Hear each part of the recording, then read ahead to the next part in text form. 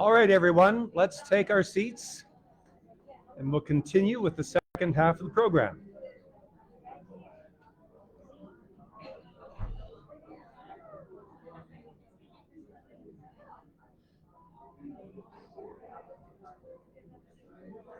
The folks in the back, we're ready to resume.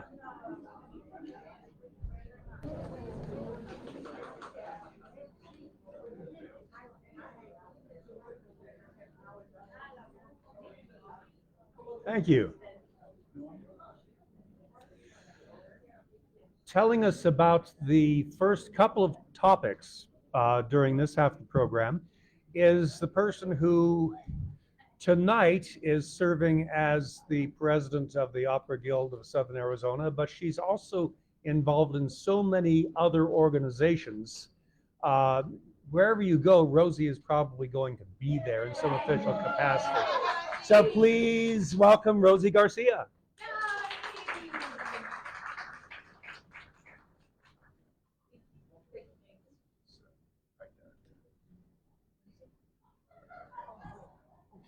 Thank you. Gracias.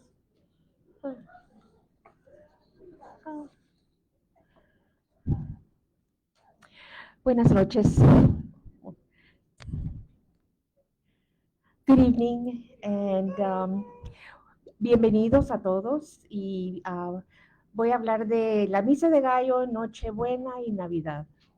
I'm going to talk about Midnight Mass, Christmas Eve, and Christmas. We all have wonderful memories about Christmas Eve, Christmas Day, Midnight Mass. If you just close your eyes and remember when you were a child, 5, 6 years old, and you could hardly wait for Christmas Day, right, to open your presents. And then as you grew older, you realized it was much more than presents, right? We were celebrating the birth of Christ. Misa de Gallo, Midnight Mass. Sometimes you would think, oh, it's so late, 12 midnight. Everybody's already in bed, right? No, not on Christmas Eve. We all go to church and celebrate the birth of Christ.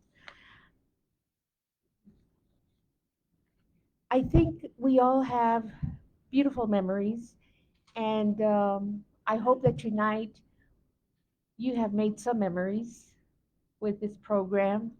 And I think there's one song that represents all the memories and what Christmas means to all of us, and that's Silent Night. And we have Diana Peralta and Beth Jarkstorff that will present a beautiful duet in Spanish and English of the beautiful song, Silent Night.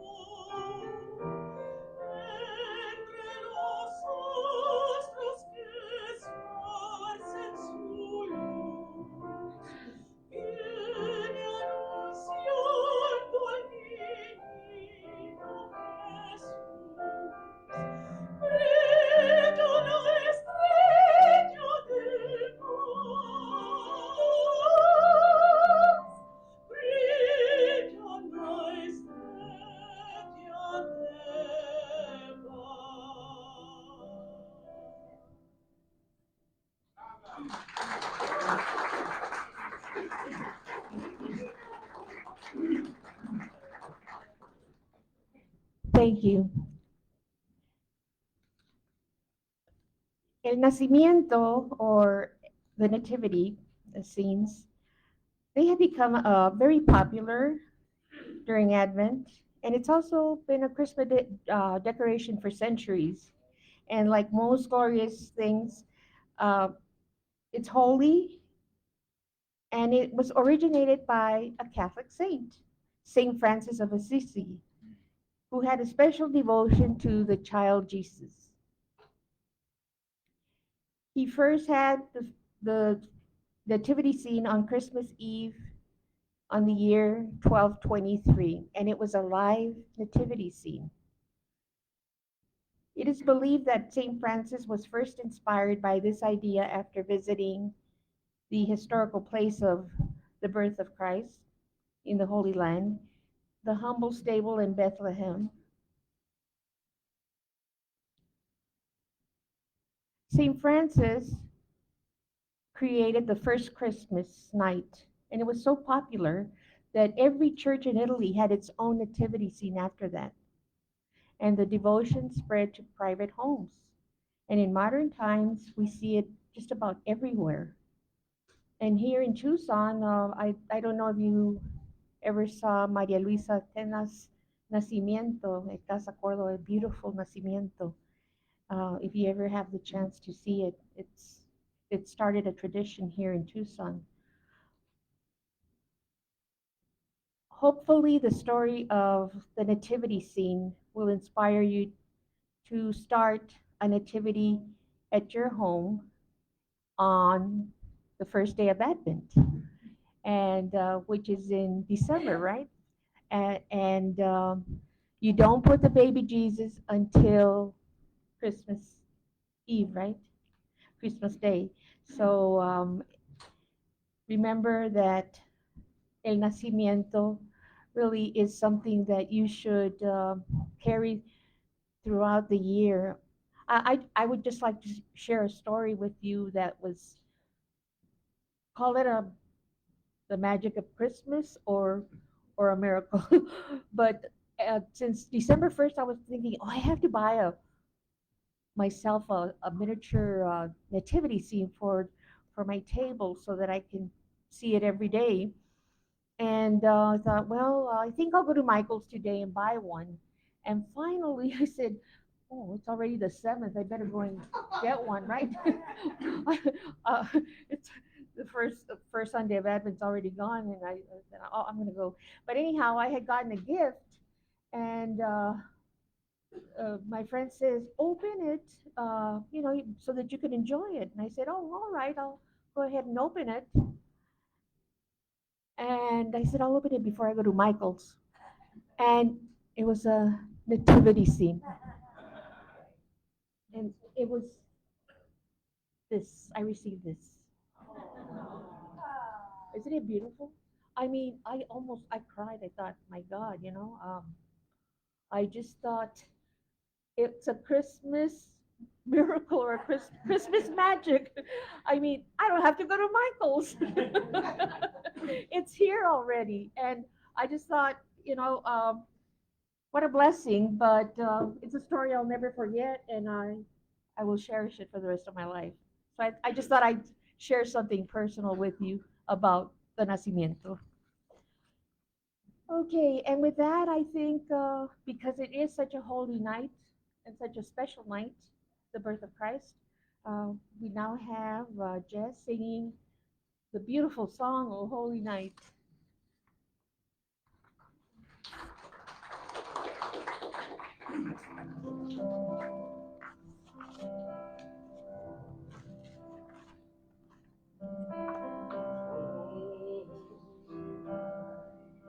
The stars are brightly shining. It is the night of our dear Savior's birth.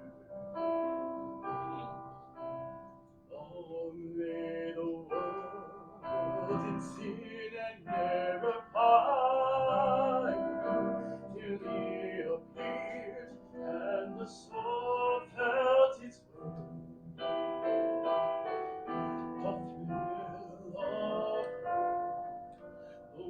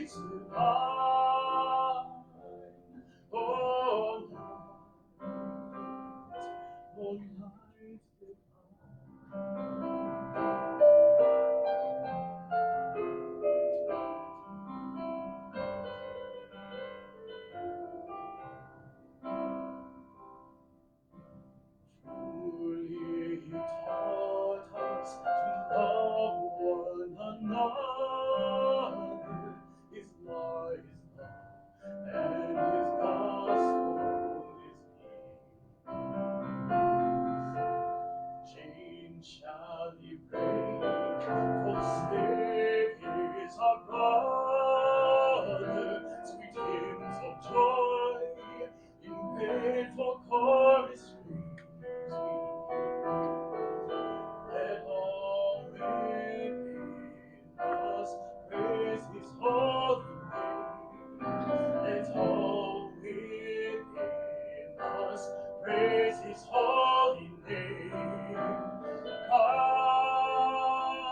Christ is the Lord. Oh, praise his name forever. His power and glory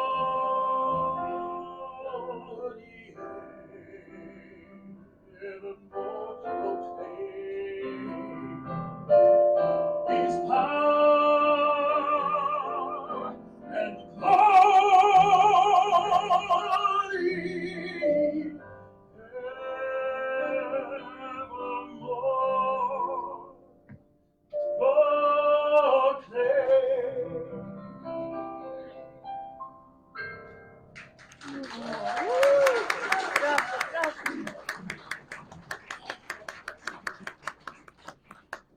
Now my good friend Myra Slocum is going to sing the first Noel. Myra? My friend Rosie, she wanted me to sing several verses. It's quite repetitive. Times 4 is 24. Yeah. Too many. I'm not going to do any more verses from these amazing singers that are in. So please join me on the first verse, and then I'll sing the last verse. Uh-huh. How's that, Rosie? Yeah, okay.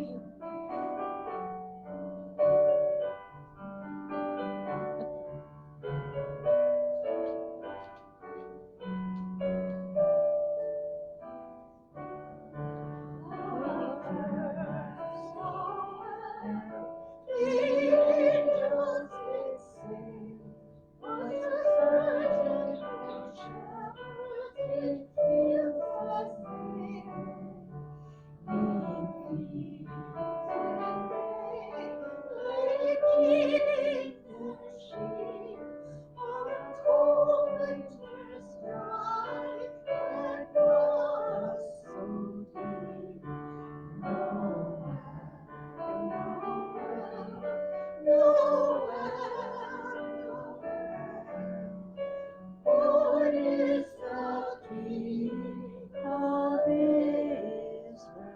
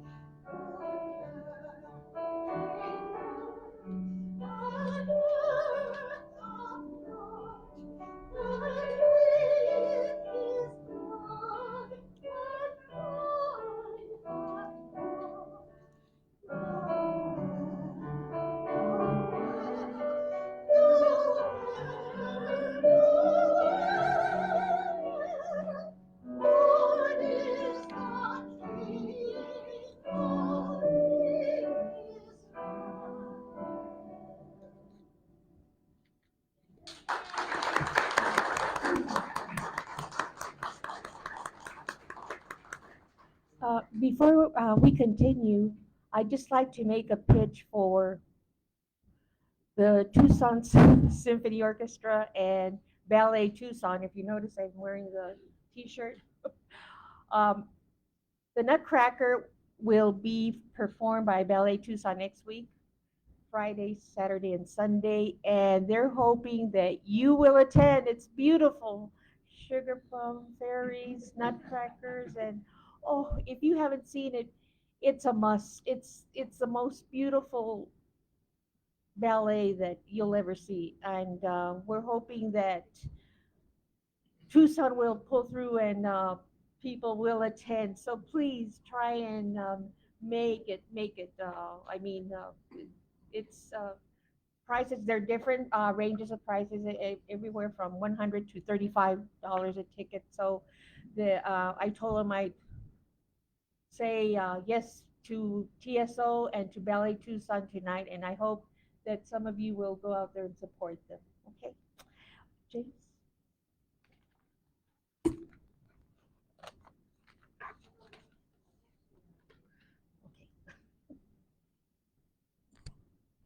Thank you, Rosie. We've heard several pieces in English, but they didn't necessarily originate in English. We've had these traditions coming to us from France, like O Holy Night, and Germany, like Hark the Herald Angels Sing. That's Mendelssohn, isn't it, Beth? Yes. Yes, okay. She had to look, but yes. And these traditions come from so many sources. Some of them we know, some of them are lost in the mists of time. And yet we manage to make them our own, whoever we are. And it's something that we can share in our own ways. And my next story is one of the more complicated because its origins began thousands of miles apart in two completely different cultures, communicating with different gods, but finally melding into one wonderful tradition, and that's the pastorela. Now, the pastorela, as it originated in Europe, started in Central Europe, was Bohemian, Czech, Slovak tradition, primarily in the church. But meanwhile, something similar was happening over here among the Aztecs.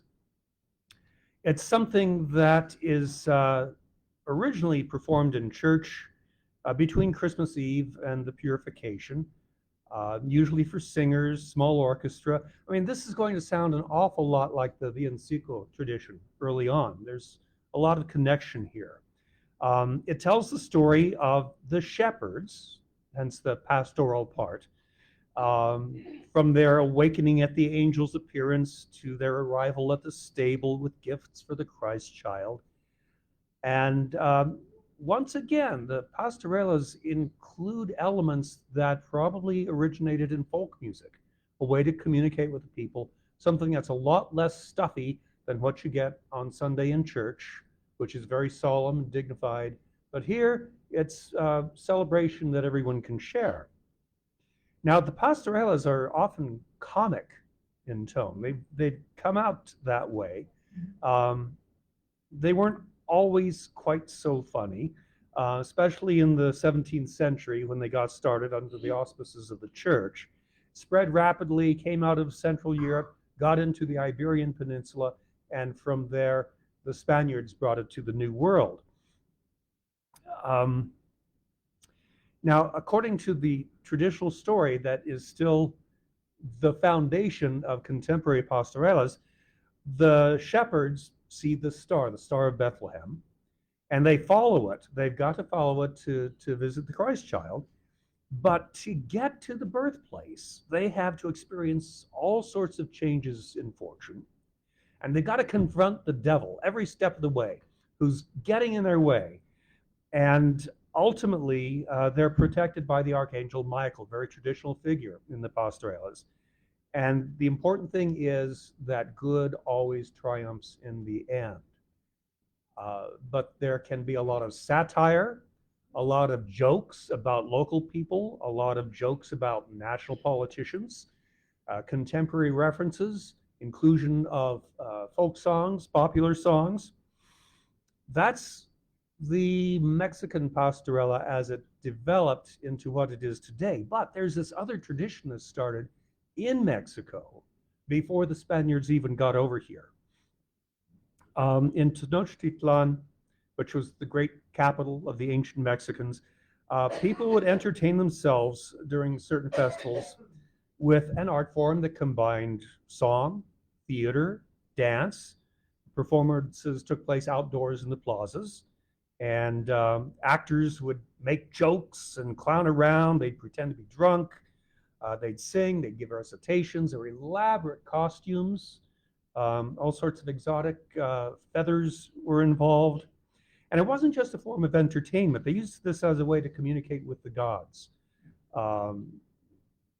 In the smoke of the the incense and the sacrifices, the priests would act out the battles and victories that had taken place in the previous year.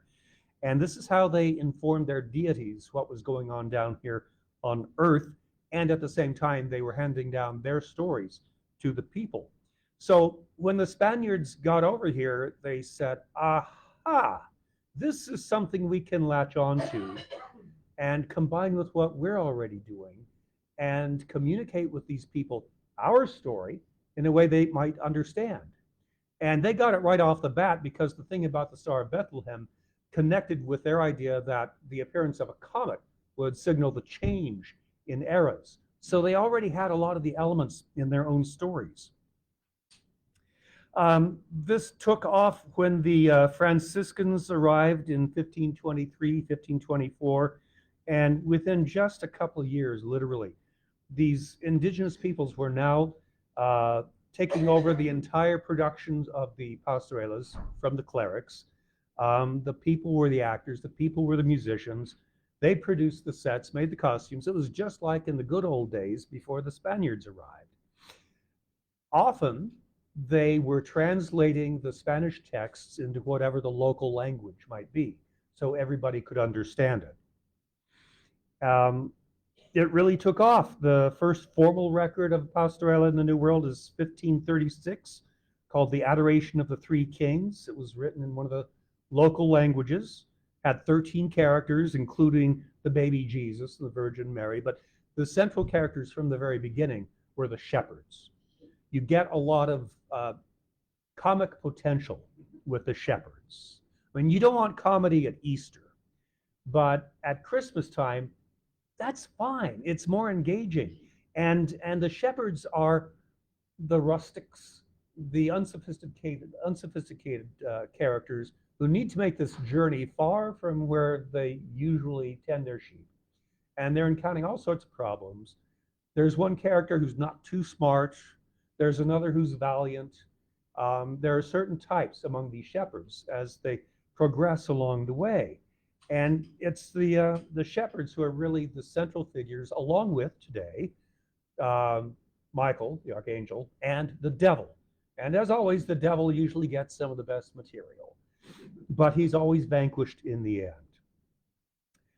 Eventually, the pastorelas involved so much mischief that they were kind of pushed out of the church as an appropriate place for the performances, and they take place just about anywhere else now. Schools, you go to schools and the kids are putting them on.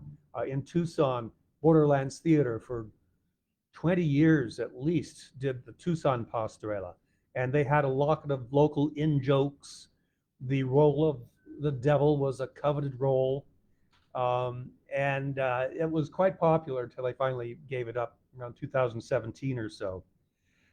And the message is outwardly Christian, but it's also a message of people having to come together in goodwill and cooperation and prepare for a new start. So even if you don't adhere to the tenets of Christianity, there's something that you can get from the pastorela tradition. So what we have now, rather than a full production, is something that often represents the very end of the pastorela when the angel appears, or it's the Star of Bethlehem personified, singing at the very end. And so here's Beth to sing Hark the Herald Angels Sing.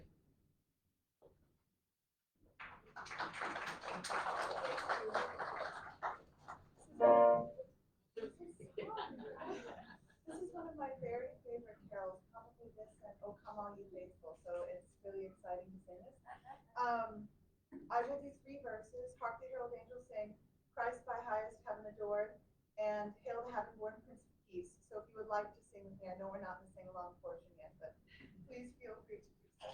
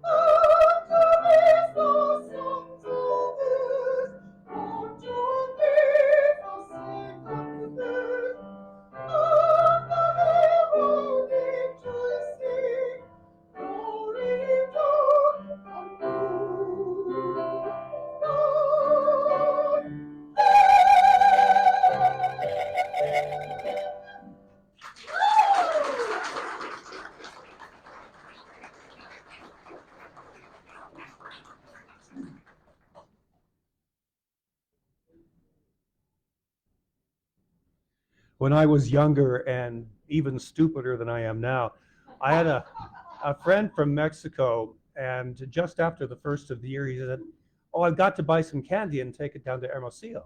And I said, "I've heard of this concept called Mexican time, but you're not celebrating Halloween this late, are you?" And he said, "No, no, it's this wonderful, great tradition." And he told me all about what we're going to hear about from Deputy Consul Lee Wong Medina right now.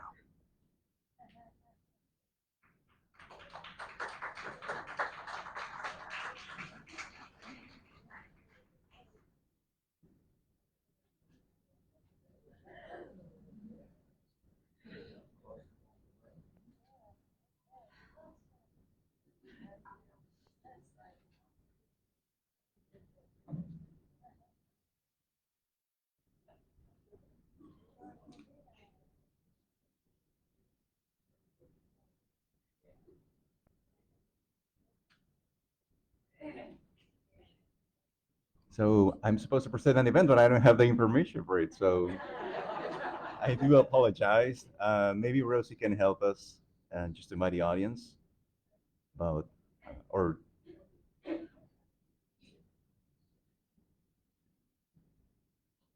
in the meantime, I can try my stand-up.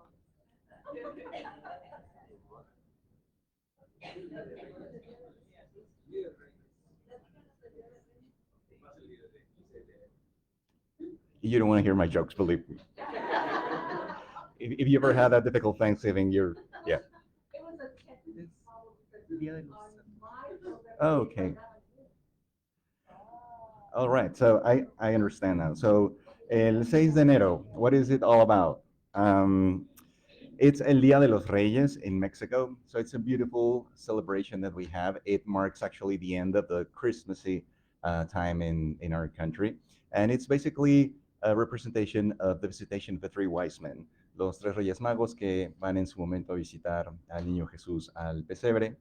Y in Mexico, we celebrate that with a rosca, which is basically this round bread, and it is decorated with different elements proper of the cuisine of Mexico. And the whole point of it is that you sort of embed a small figurine of the baby Jesus anywhere in the rosca. There is really not a rule as to how many of them you should put in there. So it gets tricky. It depends on where you buy it, or if your family actually bakes it, how much conflict you want to create, because whoever gets the little figurine is supposed to invite the tamales on the Dia de la Candelaria, which is the 2nd of February. And in that way, the whole calendar begins again in terms of getting prepared for Lent, and then the Christian calendar goes all over again. So, esa es básicamente la celebración del Día de Reyes. También hemos tenido aquí en el consulado la oportunidad de invitar a toda la comunidad a precisamente disfrutar una rosca ese día. Y bueno, también depende de la tradición. Algunas familias lo llevan a cabo el 5 en la noche, otras familias prefieren hacerlo ya propiamente el 6 de enero. Pero bueno, es una de las muy bonitas tradiciones que nos permiten juntarnos de nuevo. And it also marks, I think that mentally that we need to get back to work at the beginning of the year. So espero que también están muy invitadas todas y todos el próximo 6 de enero también aquí al consulado, y con muchísimo gusto los recibiremos. You're all invited to have some rosca here at the consulate on coming January 6th. We promise you don't have to invite the tamales if you get the figurine. And we'll be able to provide that as well on February 2nd. So, Rosie, I don't know if there's anything else that I should announce, another commemoration. Perfect. So the floor is yours.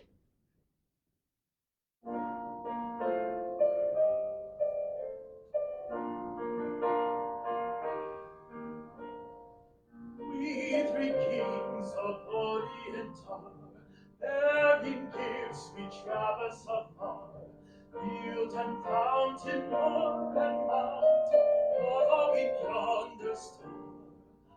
Oh, star of wonder, star of light, star of royal beauty bright, westward leading, still proceeding, guide us to thy perfect light. What is now behold him who lies, King and God and sacrifice. Alleluia, alleluia, sounds to the earth and skies. Oh, star of wonder, star of light, star with royal beauty bright, westward leading, still proceeding, guide us to thy perfect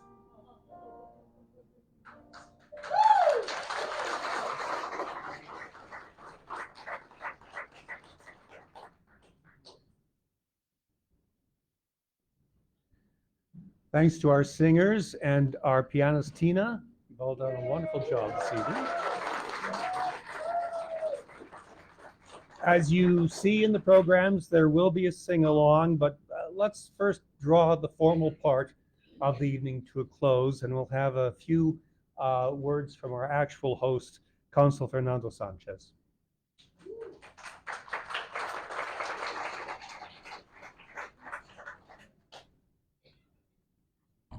Well, thank you to everyone for being here. Muchísimas gracias a todos por acompañarnos. El consulado es la casa de todas y de todos. We wish you a joyful holiday season and thank you for celebrating with us. Muchísimas gracias. Les deseamos muy bonitas fiestas y nos vemos con una agenda pues muy grande que se viene para el año siguiente en materia cultural para todas y todos ustedes. Que tengan muy buenas noches. Rosy, muchísimas gracias. Gracias aquí a los artistas que nos acompañaron y desde luego muchísimas gracias a nuestro presentador que nos honró esta noche.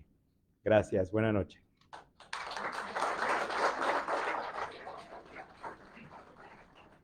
Well, I know you've all been inspired by the singers, and we have a sing-along, and if you have